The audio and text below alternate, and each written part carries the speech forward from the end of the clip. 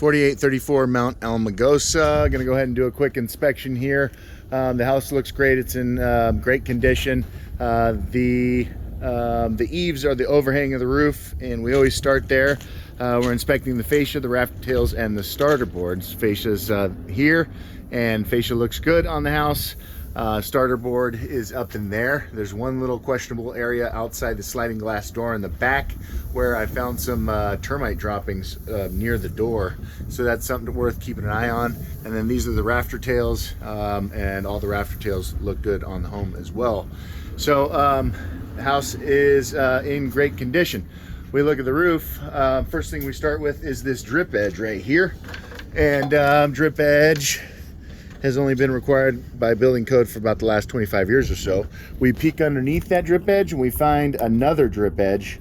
And so I'm gonna take a look in into the garage, because really the only issues I'm finding with this roof are the lumpiness and the fact that all the there's no new flashings on all the penetrations. But I mean, there is a starter shingle right there.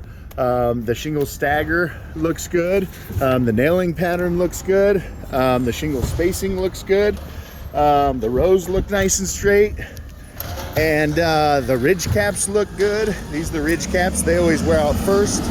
Those still look like they're in great condition. The valleys look like they're done correctly.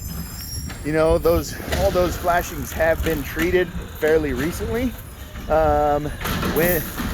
When you do something like that, you just got to come back every 5 years with another layer of mastic, which, you know, isn't great, but isn't the end of the world.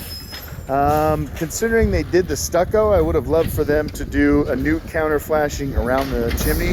There's a missing piece of metal flashing that should be cut into the chimney there. Not a huge deal, we can add it. So over here on this is a big roof plane for half of a 2-car garage. I just did a layout and I can fit 13 panels over here. Kind of nice because it's no longer the focal point of the home. It's not on the front.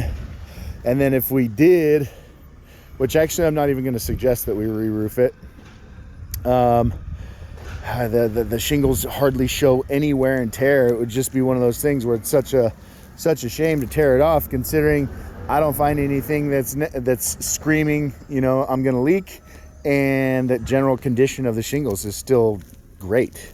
You know, you should have another 20 years of life left in this thing. Just gonna need to treat these penetrations every 5 to 10 years.